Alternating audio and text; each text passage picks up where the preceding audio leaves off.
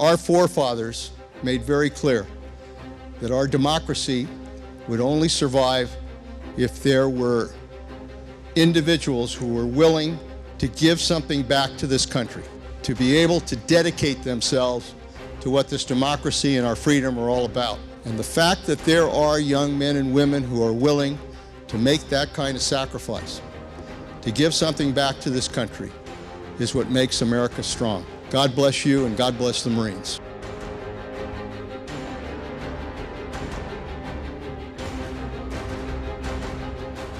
Since our first call to duty 237 years ago, Marines have established a reputation as bold innovators and elite warriors, anchored by our sense of honor and love of country. The service of Marines during conflict, peace, and uncertainty has demonstrated an ageless ethos of fidelity and courage that has established who we are. The State Department confirmed the U.S. diplomatic mission in Benghazi, Libya was under attack. An ambassador to that country was murdered last night along with 3 other Americans. City of Benghazi, the second attack on overseas U.S. Marine rapid response team sent to Libya. A Marine team is now making its way to Sudan to deal with the aftermath. Marine rapid response team is in Yemen's capital following the violent attacks on the Our nation has come to understand that when a crisis occurs or security is threatened, Marines respond quickly and unfailingly. We accomplish the mission, not most of the time, but every time. This is who we are. This is our legacy.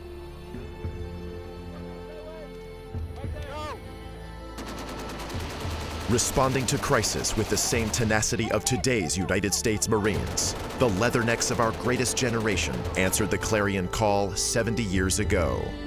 Exactly 8 months after the attack on Pearl Harbor, more than 19,000 Marines and sailors landed on the Japanese-held southern Solomon Islands. The ensuing battle for Guadalcanal would begin a hard-fought and epic 6-month campaign that would mark a turning point in the Second World War. Guadalcanal was probably one of the most important battles to really occur during World War II. It was the very first ground offensive that was going to be conducted against the Imperial Empire of Japan. The most important thing about Guadalcanal was it really did turn back the tide. Naval parity against the Japanese had been achieved at the pivotal battles of Coral Sea and at Midway. At the time the battle for Guadalcanal and Tulagi began, Japanese forces in the Pacific remained strong, capable, and confident of victory. At the same time, U.S. forces were still in a vulnerable state, having suffered tremendous casualties in the 8 months since Pearl Harbor. In the late summer of 1942, upon learning Japanese forces were building an airfield in the southern Solomons, the U.S. Joint Chiefs of Staff made the decision to seize the key islands of Guadalcanal and Tulagi. Although newly arrived in the Pacific, the 1st Marine Division, under the command of Major General Alexander Vandegrift, was selected to make the critical landings. Henderson Field was essential. It was an unsinkable flat top. Without it, we had no air defense at all. During 1 week in late August and early September alone, some 5,000 Imperial troops landed and were thrown against the Marines' defensive perimeter. The constant attacks tested resolve, but the line was held. Marines endured not only relentless attacks from the Japanese, but also malaria, dysentery, short supplies, and the harsh tropical climate of the South Pacific. And then the natives came in and told us that a couple thousand Japanese had landed at Tasamboko. Edson asked permission to go, and we destroyed Kawaguchi, destroyed his rear echelon. We captured his heavy weapons, and we captured all of his food stuff. We were ordered back to amphibious area where Vandegrift had his headquarters. Edson wanted to stay and tackle the tail end of Kawaguchi's brigade that was headed up toward Henderson Field. Here at Alligator Creek, at Bloody Ridge, the Matanikaw River, and in the skies over Guadalcanal, combat legends like Lou Diamond, Merritt Red Mike Edson, John Basilone, Micheal Page, and Harold Bauer demonstrated the grit and tenacity for which leathernecks are known. The Marines taught us to be men, really. We were young boys, and they taught us to be men and to work with each other, to accept the hardships with each other, and also any glory that there might be or anything like that. It was a tremendous help. The total cost of the Guadalcanal campaign was high. On the ground, almost 1,600 officers and men were killed. 1,152 of them were United States Marines. The wounded numbered almost 5,000. The Japanese, in turn, lost close to 25,000 men on Guadalcanal to combat illness, wounds, and starvation.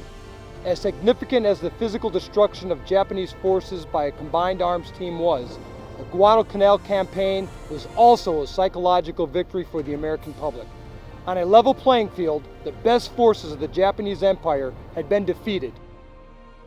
As we pay homage to that victory of 70 years ago, we reflect on the personal courage and sacrifice of those who fought on Guadalcanal. Now memorialized with humble headstones and name inscriptions like these here at the American Cemetery in the Philippines, we honor and remember those who gave so much. Guadalcanal was their last offensive action. After Guadalcanal, the Japanese were on the defensive throughout the Pacific. Following the repulse of the Japanese counterattack early in the battle, General Vandergrift described his young Marines by saying, "These youngsters are the darndest people you ever saw when they get started."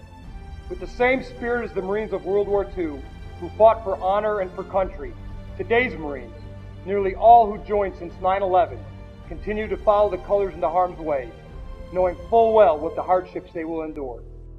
We started taking machine gun fire from multiple positions. Our heavy guns, our 50 caliber Mark 19, started engaging. I was posted up into rear security, and as I was doing so, I heard some arguing going around a tall wall. I popped that corner. I shot 2 bursts, about 15 rounds apiece. I went right behind the corner to reload, and I saw a machine gun barrel come around the corner. So I grabbed it, I punched the guy, threw him up against the wall. The combat valor, confident professionalism, and selfless commitment of today's Marines stand with any in our history. All of us in the Marine Corps family realize our role as America's premier crisis response force. We remain the first to fight. We will continue to be faithful to our nation and to one another, and never take for granted the blessed liberty our country has given us.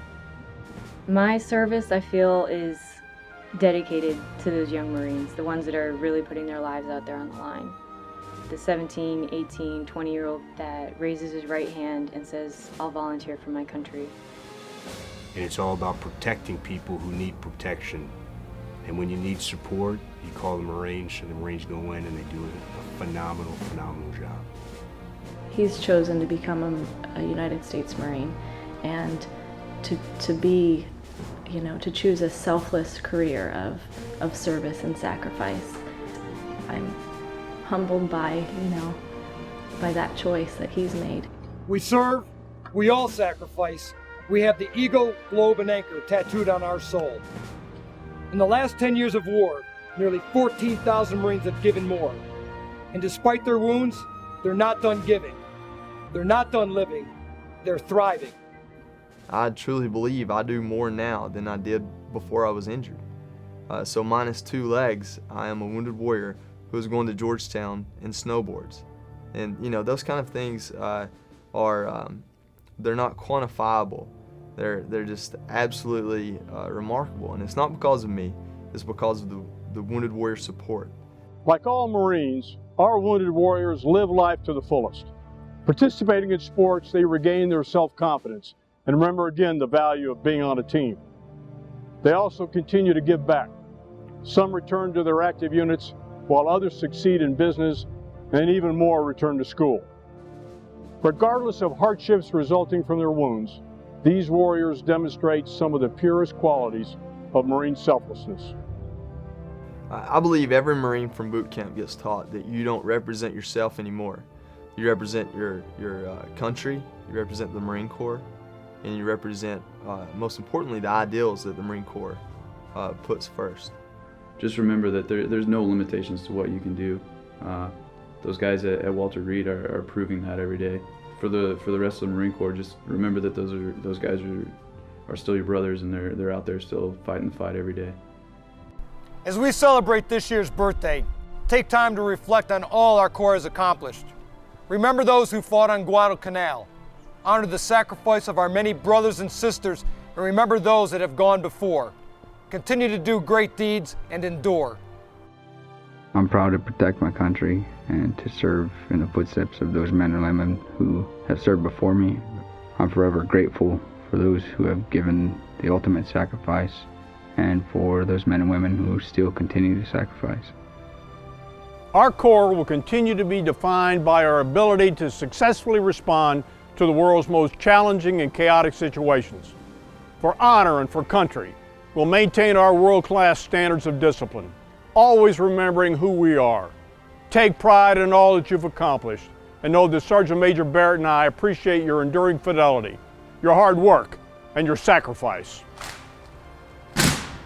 Happy birthday, Marines, and Semper Fidelis.